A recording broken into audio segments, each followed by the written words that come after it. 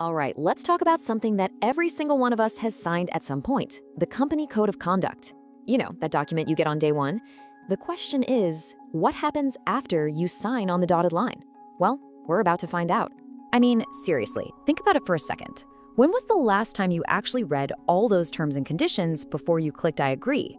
We've all been there, right? We just tick the box and get on with our day. But what if that exact same habit is creating a huge, and I mean huge, blind spot inside our companies? 91%.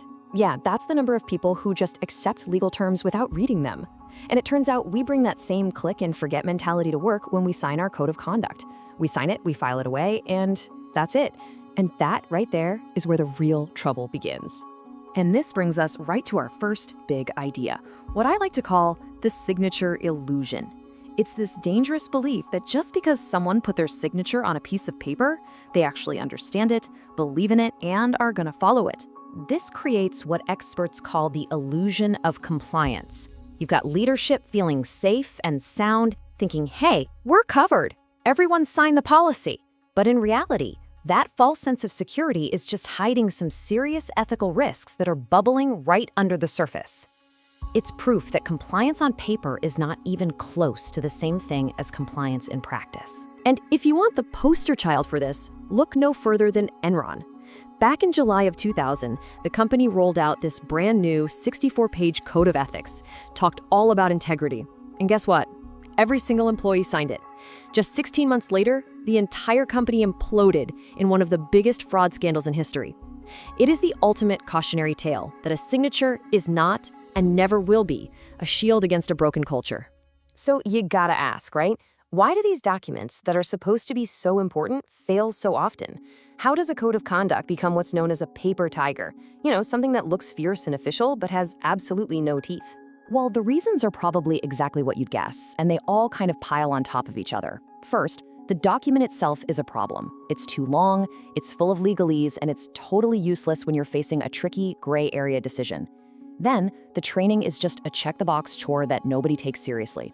And finally, the culture itself just kills it, because people are afraid to report things, and they see a huge disconnect between what leaders say and what they actually do. And let's just dig into that disconnect for a second. Your code might say something super clear like avoid conflicts of interest. Sounds simple enough, but the reality is that almost 40% of employees admit they have no idea what to do when they're faced with a real-life, messy ethical dilemma. The rule on the page is black and white, but the real world, it's all shades of gray. And this brings up another massive problem, the culture of silence. Check out these numbers. Over half of employees say they've seen misconduct at work, but then a massive chunk of them, nearly 40%, never say a word about it. And why not? Well, it's pretty straightforward, really. They're afraid of retaliation, or they just don't believe anything will actually be done. But you know, the biggest reason this all falls apart, the absolute #1 killer of any code of conduct, is this: when leaders say one thing and do another. Tone at the top isn't just some corporate buzzword, it's everything. When your team sees executives bending the rules, they get a very clear message. The code is just for show. Okay, I know, that all sounds pretty bad, right? But here's the good part, it's not hopeless. There are real, tangible ways to fix this. So let's pivot and talk about the solution. Let's look at how you can actually bring a code of conduct to life and make it matter. So here's the game plan for turning that dusty document into something that actually works. It all starts with making ethics visible and easy to get to.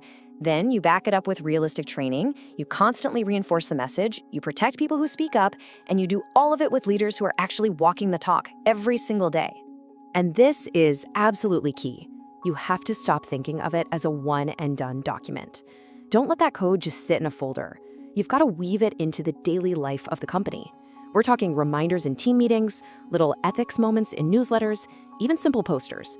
Keep it front and center all year, not just on day one. And another big piece of the puzzle is realizing that one size does not fit all. You have to tailor the message. For instance, we know younger generations like Gen Z and millennials say they struggle the most with these ethical gray areas.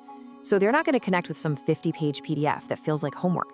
They need short, engaging videos and messages that connect to their values. So what's the one thing that separates a code that works from one that doesn't? Get this, A study found that literally 100% of effective codes made it crystal clear how to report a problem, and the ineffective ones, just 8%. That gap is just, wow. And that's how you start to build what we call a speak-up culture. It means having super clear and easy ways to report something, like a hotline or an anonymous website. And this is the most important part, an absolute non-negotiable promise that there will be zero retaliation for speaking up in good faith. People have to trust that it's safe. And at the end of the day, it all circles right back to the top, to leadership. The best leaders are the ones who drill home this one simple idea over and over. How you get the results is every bit as important as the results themselves. When that message is clear, it changes everything. All right, so let's tie all of this together. The whole point of what we've been talking about is this big shift. It's about transforming a static, boring document into a living, breathing part of your company's DNA. It's really about that journey from a piece of paper to the very culture of your organization. And believe me, the rewards for doing this are huge. And it's not just about dodging scandals and bad press. It's about building real trust with your clients and within your teams. It's about catching problems before they blow up. It's about giving your employees the confidence to make the right call and building a real sense of pride in what your company stands for. Because that's the real goal here, isn't it? Success isn't just about the bad things you avoid. Real success is building a place where doing the right thing is the easy thing, where it's just second nature for absolutely everyone. So, I want to leave you with one final question to chew on. Think about your own company. Is your code of conduct a living, breathing guide that people actually use and talk about? Or is it just a forgotten document sitting in a digital folder somewhere, just waiting for a crisis to remind everyone it exists? The answer to that question really does make all the difference.